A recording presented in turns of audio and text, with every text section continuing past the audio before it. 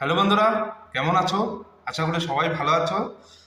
দাদা, একটা ভাইয়ের কমেন্ট ছিল, বলছে যে দাদা দুটো দাঁত তুলে ফেলেছে, তাহলে কি মেডিকেলে কোনো প্রবলেম হবে?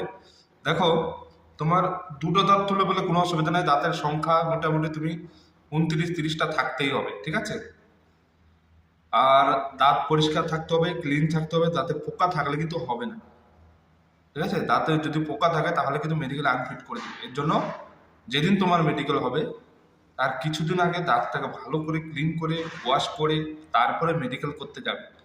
আর যদি দাঁতের কোনো সমস্যা থাকে তাহলে ভালো একটা ডেন্টাল স্পেশালিস্ট ডাক্তার কাছে গিয়ে দাঁতগুলো ঠিক করে তারপরে তুমি মেডিকেল করতে যাবে।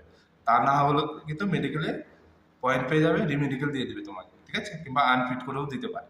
এর জন্য আগে থেকে তুমি ট্রিটমেন্ট করে নাও, কারণ মেডিকেলে সময় কিন্তু তুমি সেই সময়টা আর পাবে না।